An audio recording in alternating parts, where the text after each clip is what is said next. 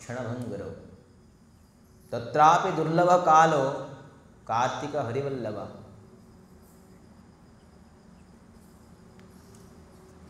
ఈ మనుష్య శరీరము, ఈ మనుష్య దేహము దుర్లభము. దుర్లభో మానుష్య దేహే. మరిది ఈ దేహంలోని ఏంటి? క్షణభంగరం. క్షణంలోనే నశించిపోతాడు. ఈ క్షణము అనేది ఎంత సమయం అనేది మనకు తెలియదు. ఒక రోజా, 2 రోజుల, 10 రోజుల, సంవత్సరాల క్షణభంగరం. దీనికి ఏ ప్రకారం నియమితమైన కాలం లేదు. ఇటువంటి క్షణభంగరమైన ఈ దుర్లభమైన శరీరానికి తత్రాపి దుర్లభ కాలం, దాంట్లోని ఒక ఇటువంటి కాలము. కాలం అంటే ఏంటి? సమయం. ఇటువంటి సమయము దుర్లభ సమయం. ఏం సమయం అది? కార్తీక హరివల్లభ. భగవంతుడు ఇచ్చే ఈ కార్తీక నెల అనే సమయం ఇది హరికి అతి ప్రియం. హరివల్లభ. అటువంటి ప్రియమైన నెలతో, అటువంటి ప్రియమైన నెల సమయంలోని మనం ఈ విధానంగా భగవత్ సన్నిధిలోని ఈ దుర్లభమైన శరీరంతో, దుర్లభమైన సమయంలో దుర్లభమైన హరికథ మనం భగవంతుడు మనకి విధానంగా ఏర్పాటు చేశారు. దానికి సద్వినియోగం చేసుకొని మనం ఈ సత్యవ్రతముని దామోదర అష్టకాన్ని మనం వర్ణించుకుంటున్నాం. సో నిన్న మనం నమామీశ్వరం సచ్చిదానందరూపం లసత్కుండలం గోకులే భజమానం యశోదాభియోలో ఖలబ్ధవమానం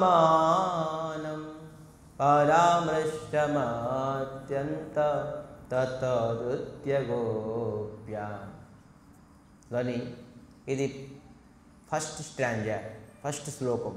దాంట్లో నమామి అంటే ఏంటి అనేది అర్థం నిన్న మనం తెలుసుకున్నాం.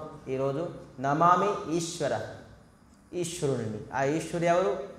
మనం బ్రహ్మ చెప్తున్నారేంటి? ఈశ్వర పరమ కృష్ణ. పరమేశ్వరుడు ఎవరు? ఆ ఈశ్వరుడు కూడా ఈశ్వరుడు ఎవరు? కృష్ణుడు. మరి ఈశ్వర అంటే సంస్కృతంలోని పరమ నియంత, అందరినీ నియంత్రిత చేసినవాడు, సుప్రీం కంట్రోలర్, అందరికీ కంట్రోల్ చేసే అతనికి, దానికి ఈశ్వరుడు అంటారు. మరి కృష్ణుడు ఎవరు? పరమేశ్వరుడు.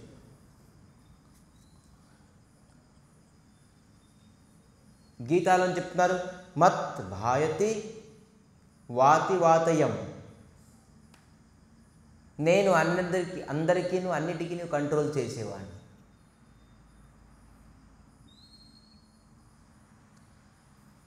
మరి స్వయంగా కృష్ణుడు చైతన్య మహాప్రభు ఎక్కెలా ఈశ్వర కృష్ణ ఆర్షభు భృత్య జార్ జచే నచాయ్ శేషే కురు నృత్యో.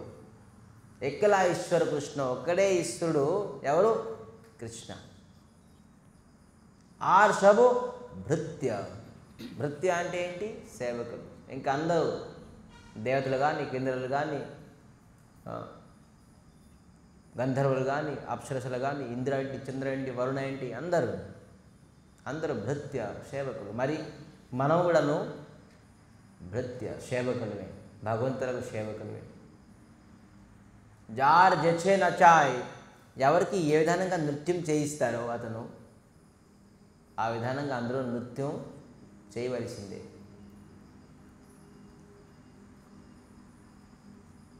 రామచంద్ర అంటున్నారు హొయ్ సొయ్ జో రామ రచిరాఖ.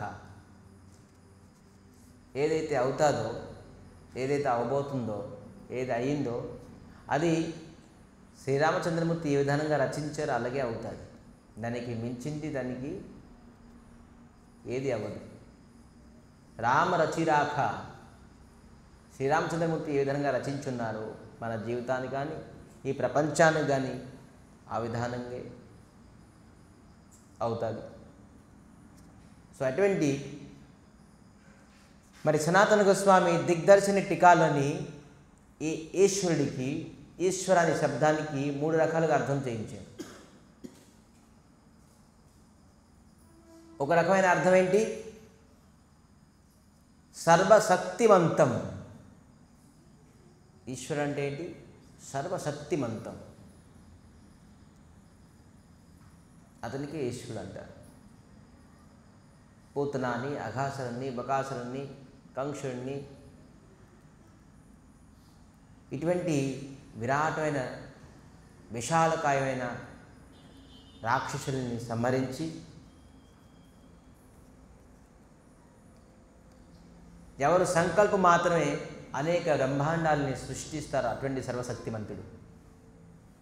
మనం ఒక ఇల్లు కట్టుకోవాలంటే జీవితం అంతా కష్టపడాల్సి వస్తుంది.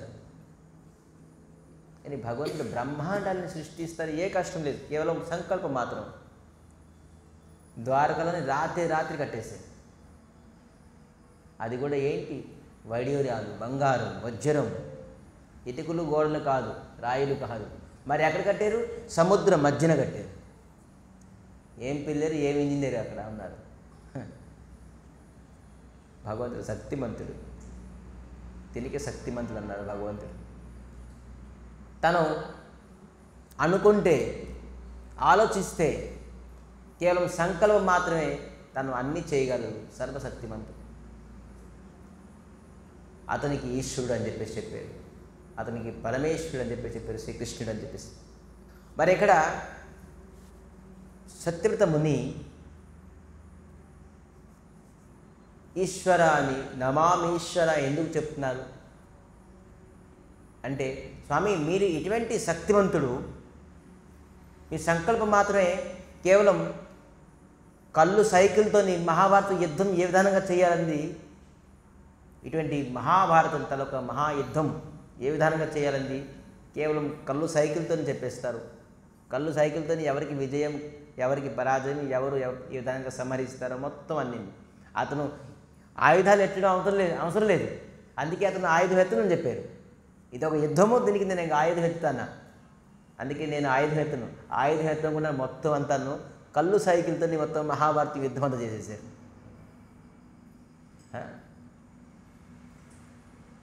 ఆపోజిట్ ఒక బాణం కొడతారు, ఇతను ఒక బాణం కొడతారు. ఇది పెద్ద ప్రాసెస్.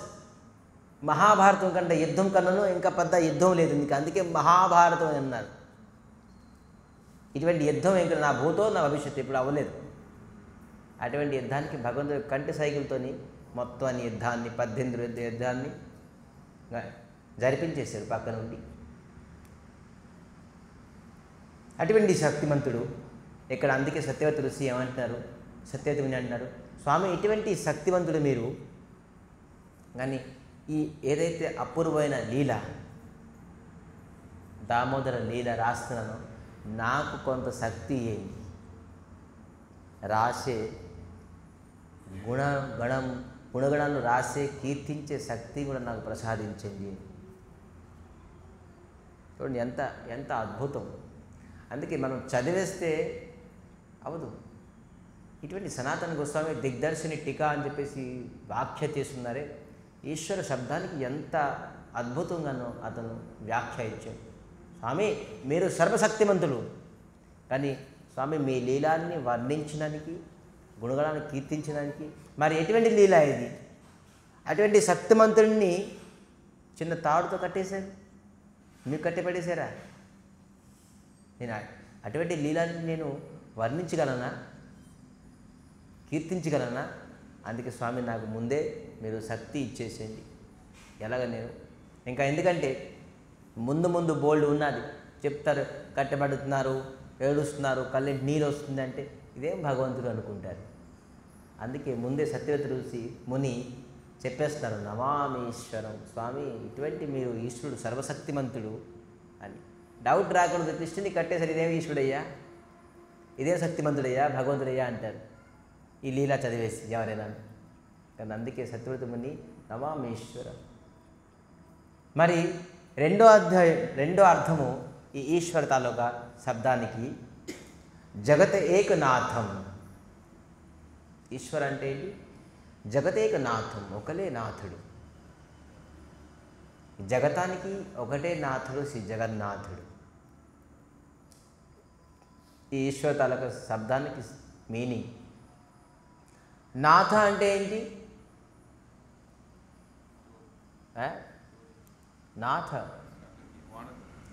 నాథ అంటే శబ్దానికి చూడండి, చాలామంది ముక్కుకి పొడక పెట్టుకుంటారు స్త్రీలందరూ. నథిని అంటారు దాన్ని. నాకు ముక్కులో పెడతారు కాబట్టి నథిని అంటారు. మరి పెద్ద పెద్ద పశువుల్ని బిగడాల పశువు అంటారు. బిగడాల పశువు అంటే అది వంగదు, చాలా బలం దానికి. ఏం చేస్తారు? దానికి ముక్కులో తాడేస్తారు. నిజరా? దాని ముక్కుకి తాడేస్తారు. ఆ తాడును పట్టుకుంటే దాన్ని ఎలాగ మీరు లాగుతామో, ఎట్లా లాగుతామో అటు వెళ్ళిపోతుంది. బలం ఎంత బలమైనది కూడా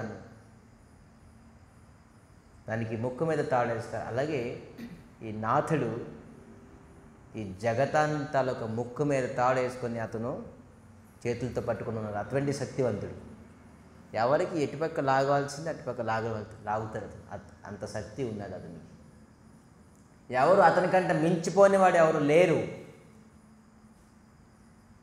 మనందరికీ మాయా రూపమైన ఒక తాడు మన ముక్కు మీద వేసి తను ఒక చిన్న శక్తితోని కంట్రోల్ చేస్తున్నారు. అదే జగదేక నాథుడు. అటువంటి నాథుడు, అటువంటి కంట్రోలర్ని ఈరోజు ఏం చేశారనేది ముందు చెప్పుకుందాం. సో అందుకే భగవంతుల వైభవము శక్తి ఇక్కడ ఎక్స్ప్లెయిన్ చేస్తున్నారు. ఎవరిని కట్టిపడేశారు అని మనం చదివేస్తాం, అందరికి తెలుసు. యశోద కట్టేశారు కదా. ఏంటి కట్టేశారు? ఎవరిని కట్టేశారు? ఆ లీల ఎంత సింపుల్గా తెంపేయకూడదు. అతని తలకు వైభవం ఏంటి? అతను ఎవరిని ఎవరు కట్టేశారు? ఎవరిని ఎవరు కట్టబడతారు? సో అందుకే ఎప్పుడైతే ఈ అష్టకం తలకు మీనింగ్ తెలియదో, ఈ తలకు ఎందుకు ఆర్తి చేస్తున్నాం, మనం ఎందుకు దీపం ఇస్తున్నాం, ఎందుకు ఈ అష్టకంతో చదివి మనం దీపం ఇస్తున్నాం, మనం ఈ భావంతో భగవంతుడికి ఇవ్వాలి. స్వామి మీరు ఎంత ఇంకా ముందుకి మంచి మంచి శబ్దాలు వస్తాయి. అద్భుతమైన ఈ అష్టకాల్లోని ఎన్ని శబ్దాలు వస్తాయి. ఆ శబ్దాల తాలూకా మీనింగ్ తెలుసుకుంటే మనకి అద్భుతం.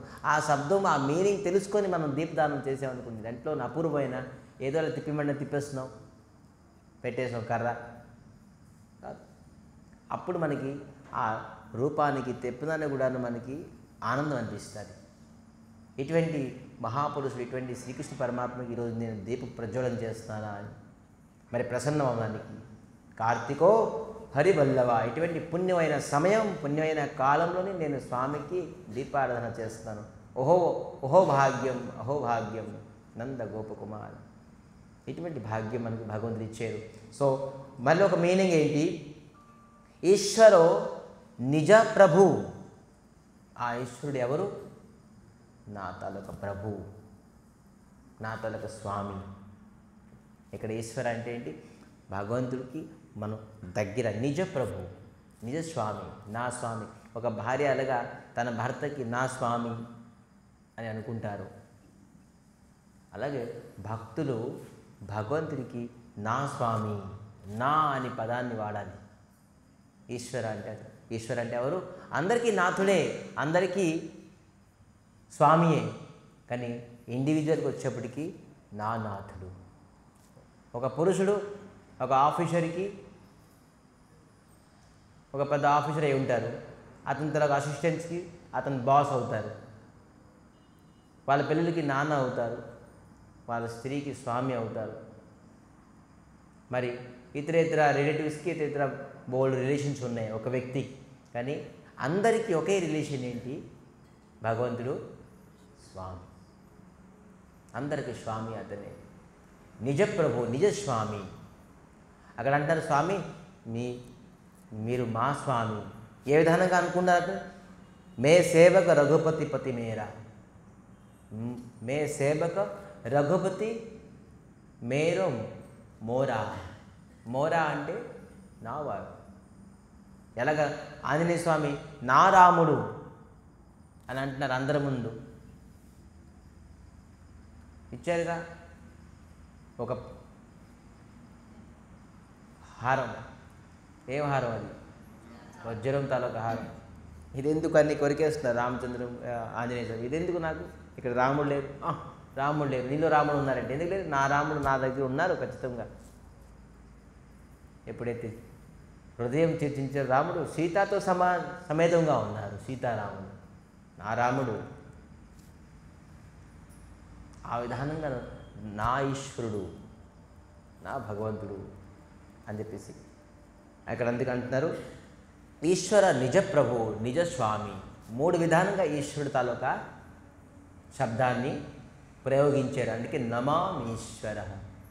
మరి అటువంటి సర్వశక్తివంతుడు భగవంతుడు నాకు చిన్న శక్తి ఇవ్వాలని కోరుకుంటున్నారు. ఏంటి? ఆ శక్తి ద్వారా భగవంతుడి తాలూకు గుణగణాన్ని కీర్తించగలను. మనం శక్తి కావాలంటే నాకు డబ్బు రావాలి, శక్తి కావాలంటే ఇంకా బోల్డు. మన శక్తి ఏ విధానంగా వినియోగించుకుంటాం? ఈ భౌతిక ప్రపంచం తాలూకా కార్యాలు, లాభాలు, నష్టాలకి మనం వినియోగించుకుంటాం. కానీ సత్యవ్రత ముని శక్తిని ఆరాధిస్తున్నారు, శక్తిని గుర్తిస్తారు. శక్తి కొద్దిగా స్వామి మీరు ఇవ్వండి, ఏ విధంగా మీ తాలూకా లీలాన్ని నేను వర్ణించగలను. సో అందుకే ఈ విధంగా తను చెప్తున్నారండి. స్తుతి ఆది ఆశక్య ఆది ఇది అర్థం. స్తుతి ఆది ఆశక్య ఇది అర్థం. నాకు దేని అర్థం కావాలి? శక్తి. మీ స్తుతిని కీర్తించినందుకు నాకు శక్తి కావాలి. అందుకే ఈశ్వర అని చెప్పేసి నమామి ఈశ్వర అని చెప్పేసి చెప్పారు.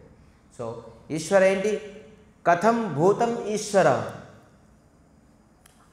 ఎటువంటి ఈశ్వరుడు అతను? కథం భూతం ఈశ్వర. ఆ ఈశ్వరుడు ఎటువంటి వాడు? ఈశ్వర శబ్దానికి మనం 3 రకాలుగా తెలుసుకున్నాం.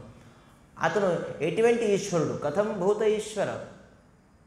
నెక్స్ట్ లైన్ చూడండి, నెక్స్ట్ వర్డ్. సత్ చిత్ ఆనందమైన రూపం కలిగిన ఈశ్వరుడు. సత్ చిత్ ఆనంద 4 విషయాలు ఇక్కడ ఉన్నాయి. సత్ చిత్ ఆనందం రూపం. 4 విషయాలు కలిగిన ఈశ్వరుడు. సత్ అంటే ఏంటి అనేది? సత్ అంటే ఏంటి? సత్ అంటే ఎగ్జిస్టెన్స్. ఏం చెప్తారు తెలుగులో? ఎగ్జిస్టెన్స్కి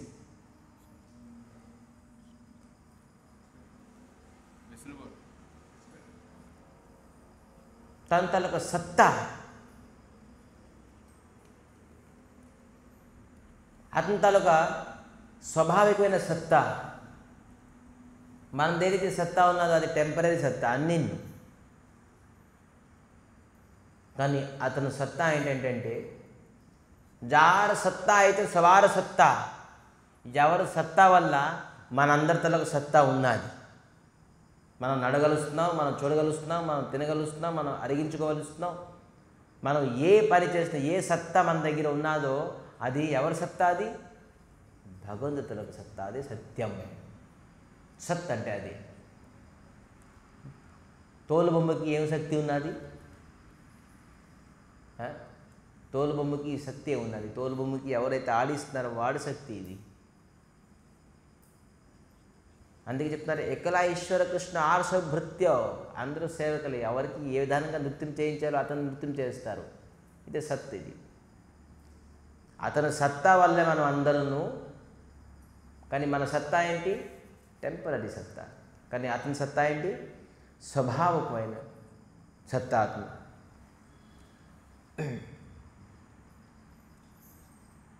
సో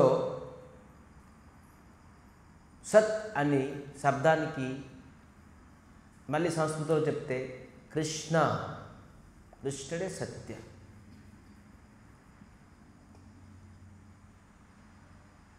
మరి రెండో శబ్దం ఏంటి? చిత్.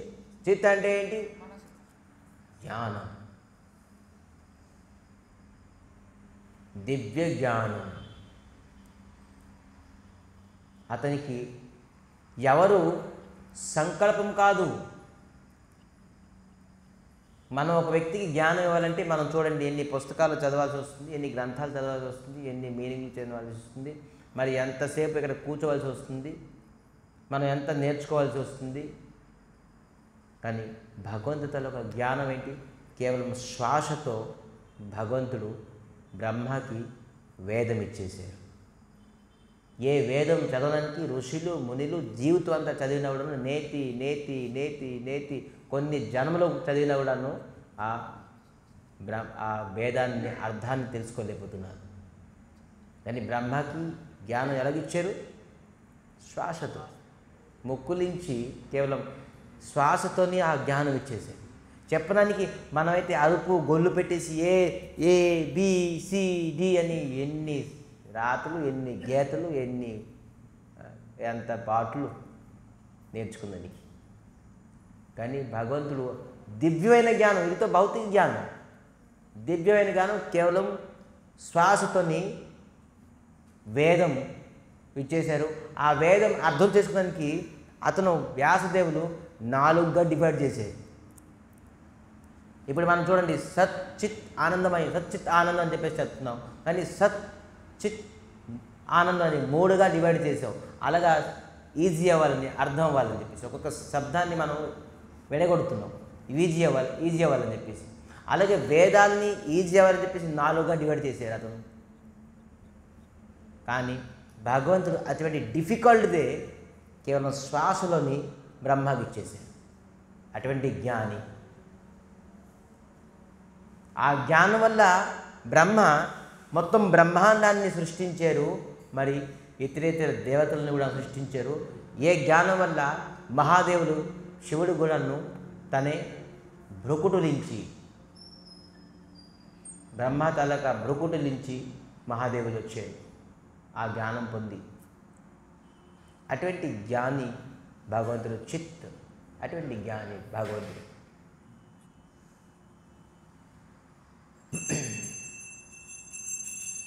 మరి ఎవరైతే వాస్తవమైన జ్ఞానాన్ని పొందుతారో తనకి ఎప్పుడు అభిమానం.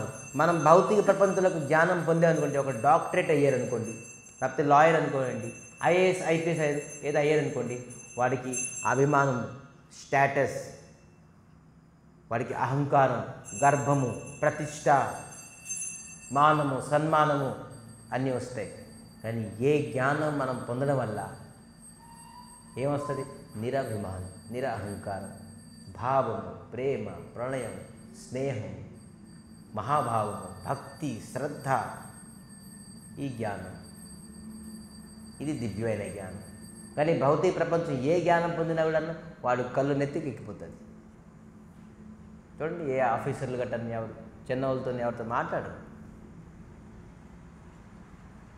కానీ దివ్యమైన జ్ఞానం పొందిన తర్వాత చిన్నోడేంటి, పెద్దోడేంటి, లేనోడేంటి, పేదోడేంటి, వాడికి అన్ని విధాలుగా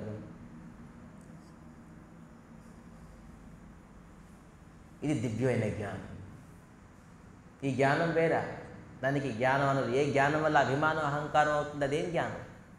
అది అజ్ఞానం. మనం అందరూ స్కూలు, కాలేజు, ఇంత పరిశ్రమ, ఇన్ని చదువులు, ఇన్ని పుస్తకాలు చదువుతున్నాం. దేనివల్ల? అజ్ఞానం ఉంది. అజ్ఞానం అది జ్ఞానం కాదు. ఏ జ్ఞానం వల్ల భగవంతుడికి ప్రేమ, భగవంతుడికి భక్తి చేయాలి, భగవంతుడి గురించి తెలుసుకోలేము, ఆ జ్ఞానం జ్ఞానమే కాదు, అది అజ్ఞానం.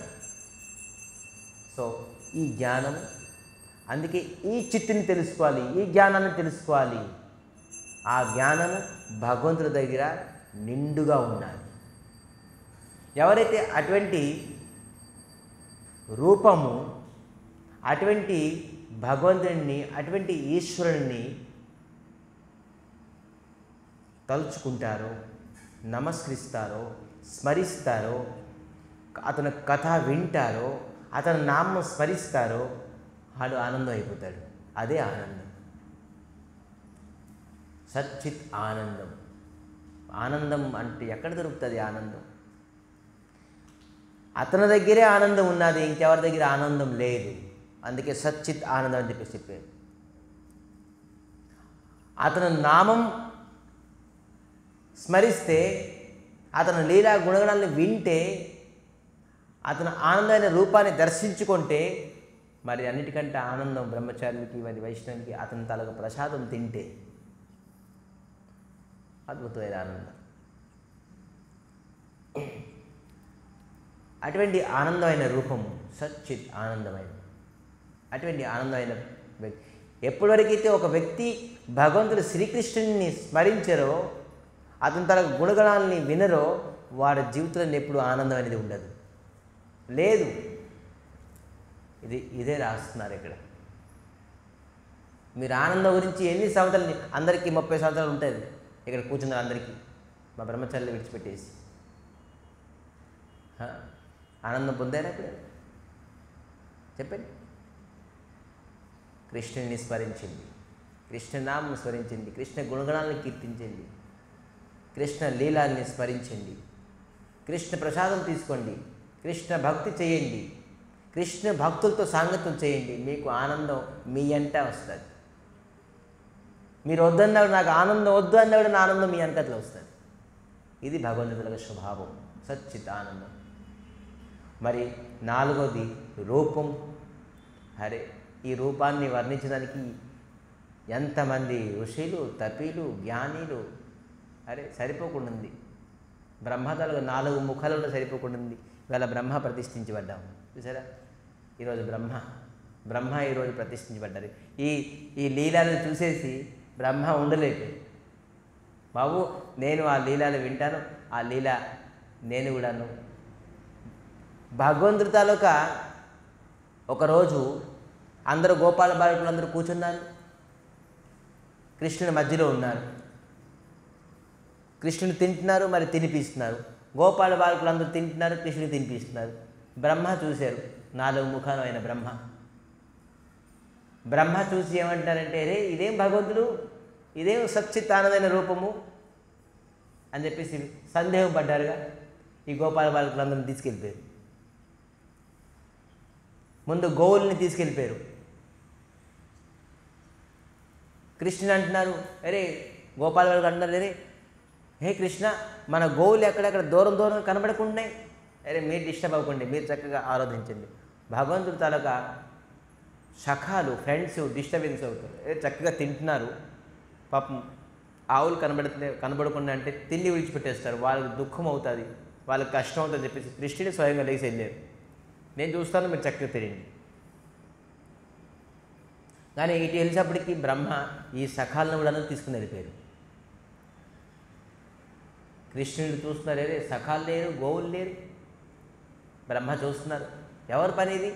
కృష్ణుడు వచ్చారు, అరే చతుర్ముఖ బ్రహ్మ, నా పైన సందేహం, నా శక్తి పైన, నా అందం పైన, నా రూపం పైన.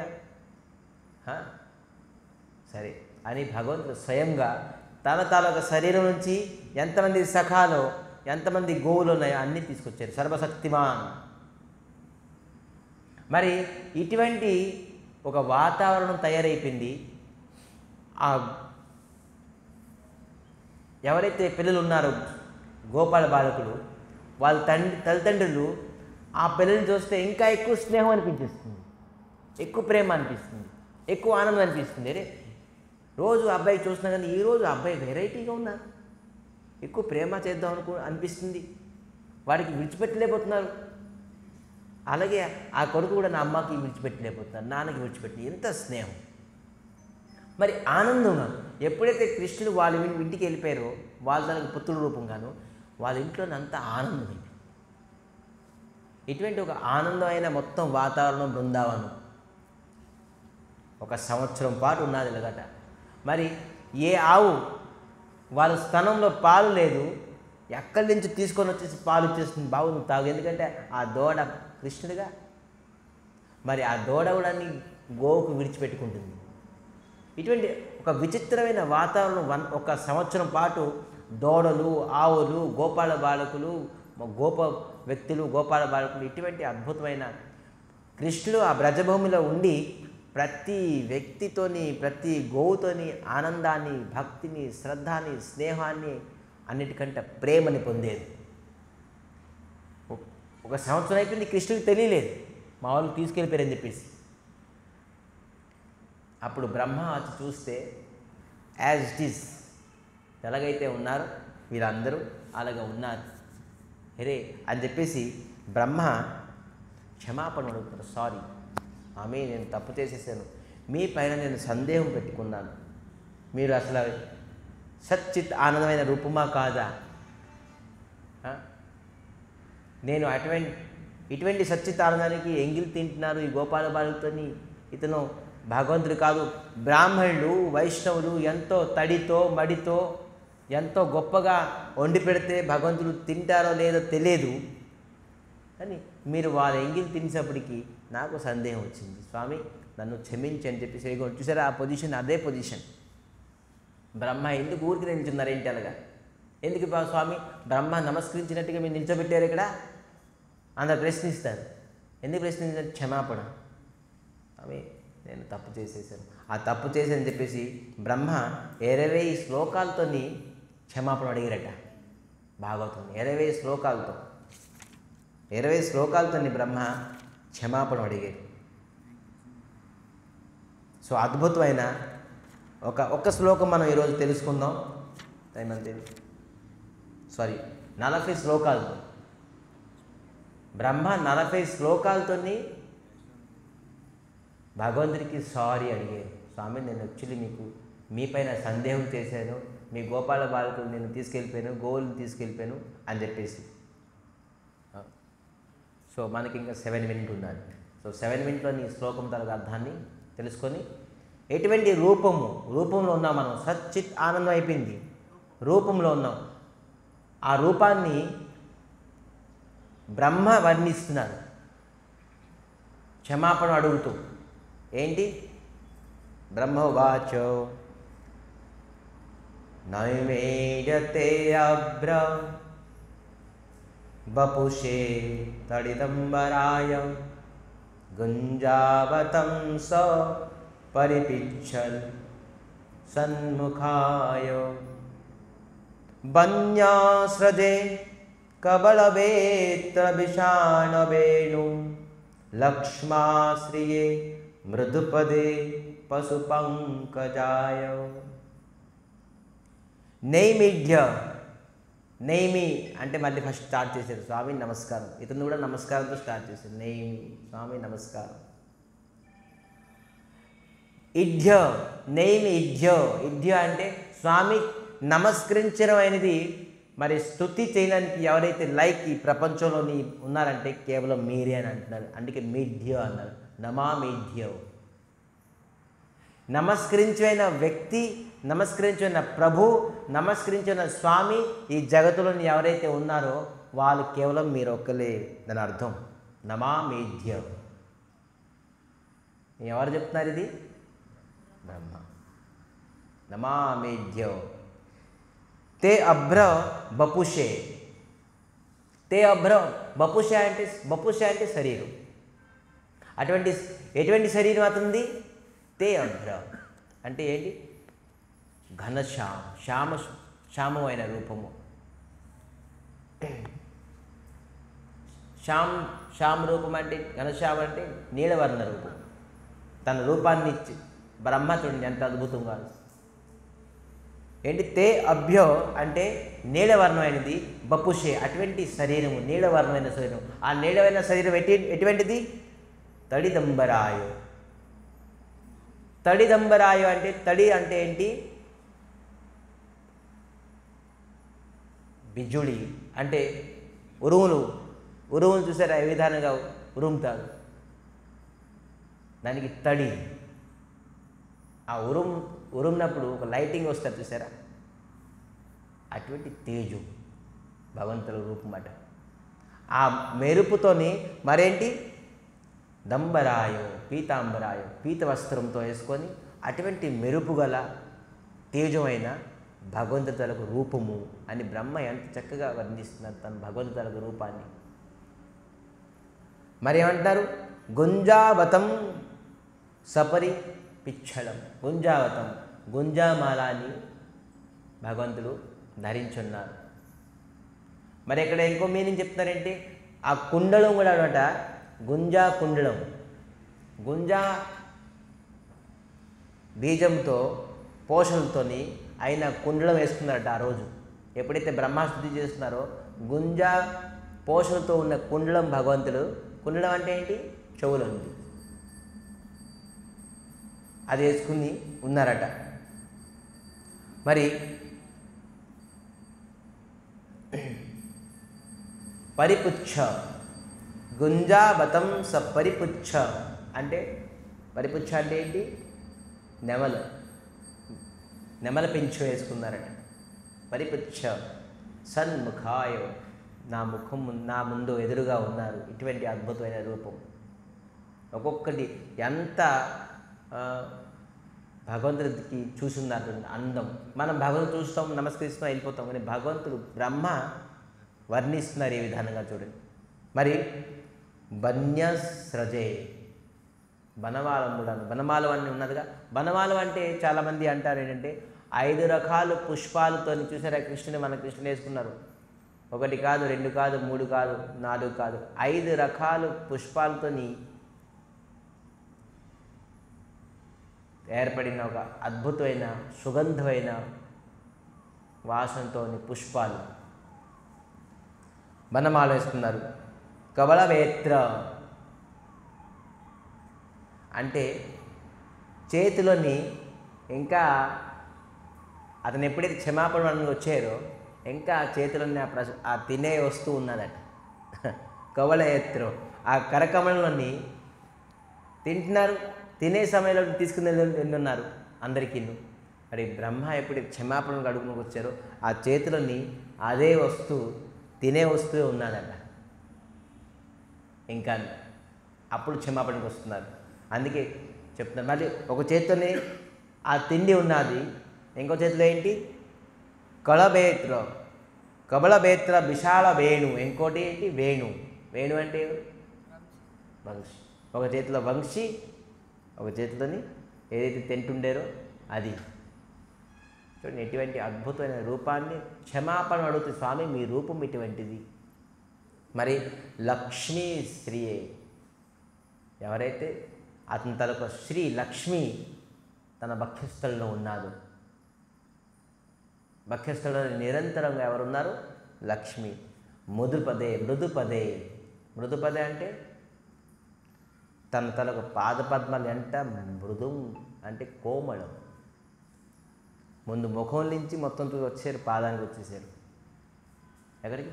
ఎంత కోమలమైన పాదం. బ్రహ్మతలకు దృష్టి చూడండి ఎలాగున్నది. రూపానికి వర్ణిస్తున్నారు.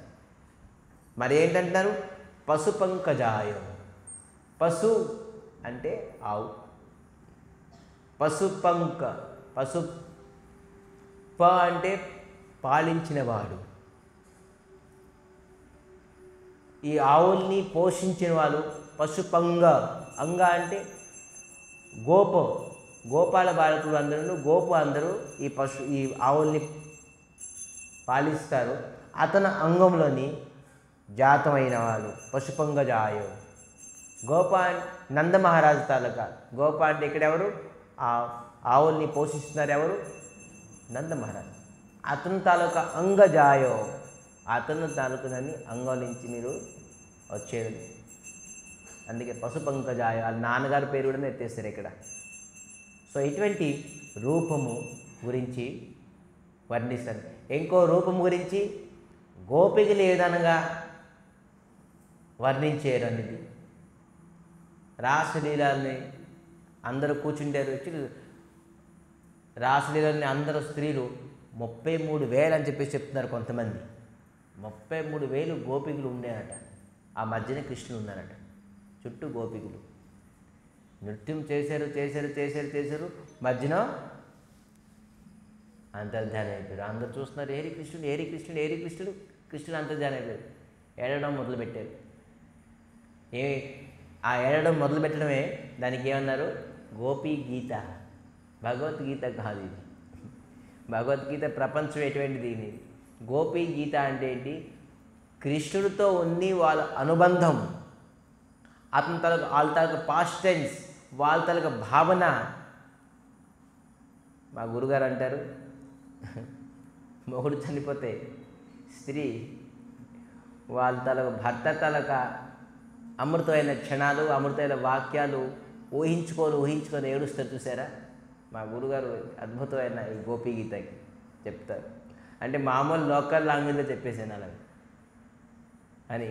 స్వామి పోతే, వాళ్ళ భర్త పోతే భార్య ఏ విధంగా ఏడుస్తారు.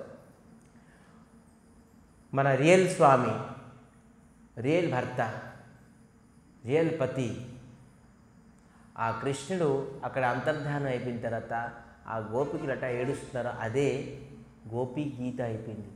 ఈ భాగవతంలోని 12 స్కందాలు ఉన్నాయి. 12 స్కందాలని 10వ స్కందం ఉత్తమమైనది. 10వ స్కందంలోని 90 అధ్యాయాలు ఉన్నాయి. 90 అధ్యాయాలన్నీ 5 అధ్యాయాలు చాలా ఉత్తమమైనది. 31 నుంచి 35, 30 నుంచి 35, 5 అధ్యాయాల నుంచి ఇంకొక అధ్యాయం శ్రేష్టం 31, అది గోపీ గీత.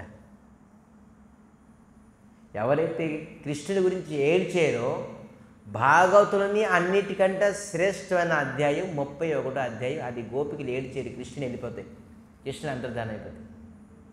మరి అటువంటి అధ్యాయంలోని కృష్ణుడికి ఏ విధంగా వర్ణిస్తున్నారు అనేది రూపం మనం రేపు ఆలోచిద్దాం. మరి ఒకనాడు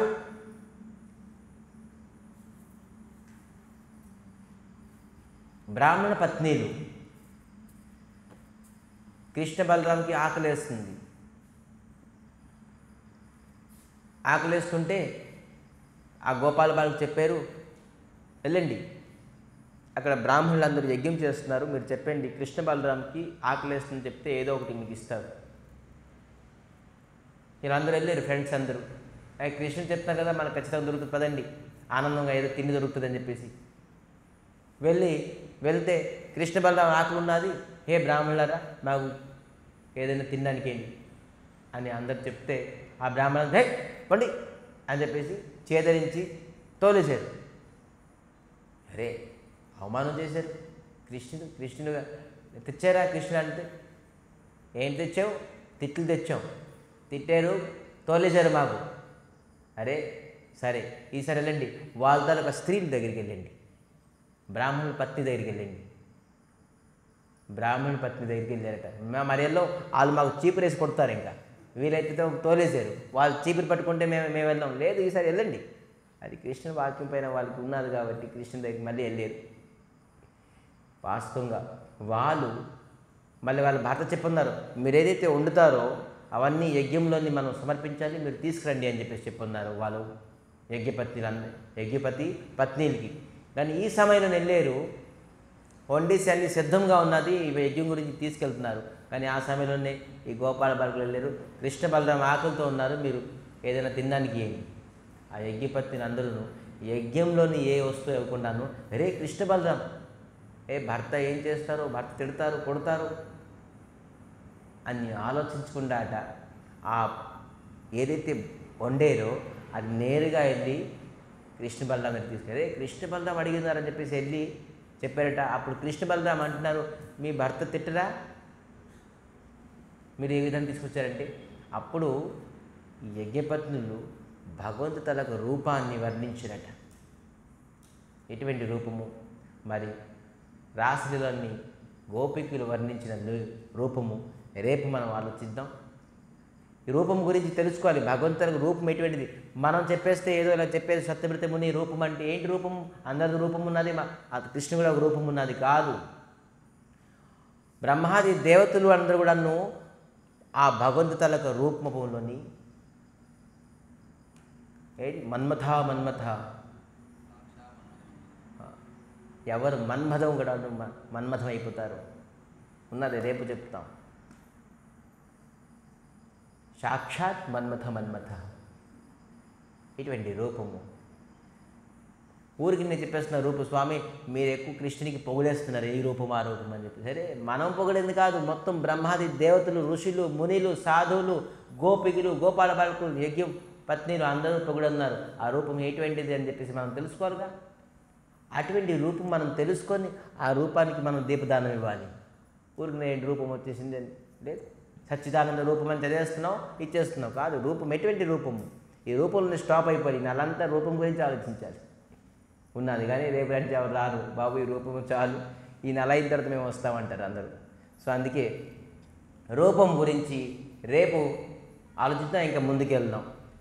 ఒక 10-15 మినిట్స్ భగవంతులకు రూపం గురించి ఆలోచించి మళ్ళీ ముందుకు మనం వెళ్దాం. ఈరోజు ఇక్కడ కథాన్ని విశ్రామం చేసేసి అందరూ ఆ రాధా దామోదర్ తాలూకా ఆనందమైన రూపం గురించి ఈరోజు సచ్చిత్ ఆనందం నమామేశ్వరం సచ్చిత్ ఆనందం వరకు వెళ్ళాం. రూపం కొంతవరకు బ్రహ్మ ఏ విధంగా వర్ణించారో తెలుసుకున్నాం. మళ్ళీ రేపు కొంత తెలుసుకొని మళ్ళీ ఏముంది, సచ్చిత్ ఆనంద రూపం లసత్ కుండలం, ఇది కూడా రూపమే అంటున్నారు. రూపము ఎటువంటి రూపము ఎవరు చెప్తున్నారు? ఇది సత్యవ్రత ముని లసత్ కుండలం అని బ్రహ్మ ఎన్ని వాక్యాలతో చెప్పారు, యజ్ఞపత్నులు బోల్డ్ వాక్యాలు చెప్పారు, మరి గోపికులు బోల్డ్ వాక్యాలు చెప్పారు. కేవలం ఈ సత్యవ్రత ముని లసత్ కుండలం అనే ఒక్కటే శబ్దంతో తెగొట్టేశారు రూపాన్ని. ఆ లసత్ కుండలం అంటే ఏంటి, దాని అర్థం ఏంటి, ఎందుకు ఆ వర్డ్ని యూజ్ చేశారనేది మనం రేపు ఈ రూపం తాలూకా ఆ సత్యవ్రత ముని తాలూకా భావనాన్ని మనం రేపు తెలుసుకుందాం. అందరికీ చాలా చాలా ధన్యవాదాలు. మరి కథా ప్రసంగం విన్నందుకు అందరూ భక్తి శ్రద్ధలతోని నామం చేయాలి. హరే కృష్ణ.